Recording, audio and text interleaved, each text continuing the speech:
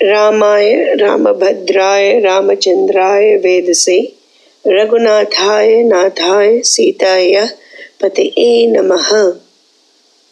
Balakand, Chapter 7, Dasaratha's Ministers. Recitation starts now. Ministers, 8 in number, assisted the wise and warlike monarch in the government of his vast empire. Drishti, Jayanta, Vijaya, Siddhartha, Artha Sadhaka, Ashoka, Mantrapala, and Sumantra. Vashishta and Vamdeva were his spiritual guides, while Jabali and the rest took their place among his counselors.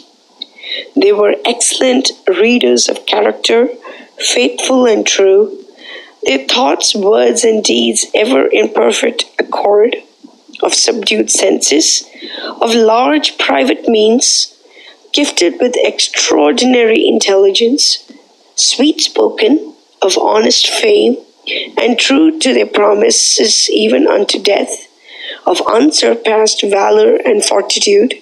They ever had their eye on everything that tended to the best interests of their master and was dear to his heart.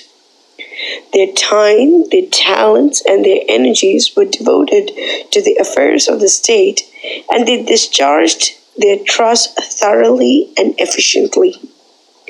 Well versed in the intricate science and art of polity, they would sooner die than stoop to a mean action or an unjust one. Famed for their never-failing patience and spiritual might, they would not utter an untruth from motives of anger or love or gain. Of considerable tact and knowledge of the world, they acquainted themselves through their spies with everything that took place in their country or abroad, past, present, or in contemplation. Of well-tried friendship, they dealt out justice swift and meet, be it son or stranger, friend or foe. Ever law-abiding, they safeguarded the streets of the good and the righteous. Their hand was ever heavy on the wicked and the impious, but was never lifted against the innocent, be he their worst enemy. Ever successful against the foes of the state and clever in following their deep-laid plans, they never let slip any occasion of increasing the armaments of the kingdom and enriching its coffers, but withal by fair and honest means, oppressing not the pious Brahmanas and the valiant Kshatriyas. Every offender was punished and fined according to the magnitude of his offense, and with due regard to his age and means, time and place. Under the watchful eye of these faithful ministers who worked in perfect harmony, neither the capital nor the country was ever disgraced by a liar or a rogue or a goer after other women or an unrighteous man or a wicked one. These excellent counselors were ever tastefully dressed and adorned. With a constant eye to the best points of a man's character, they were renowned for their clear insight into the present and the future.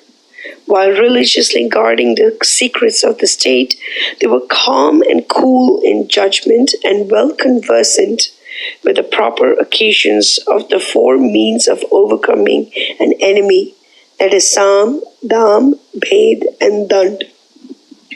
Through his gifted ministers, Dasaratha won over the hearts of his people and was ever informed of everything that took place at home or abroad. Of faultless character, his feet were ever set on the path of virtue, and his heart ever turned away from the path of unrighteousness. No one sought his presence with a prayer and went away disappointed. His friends were numerous and true, and his tributaries many. He bowed to none and acknowledged the yoke of none, and he met not any foe worthy of his steel.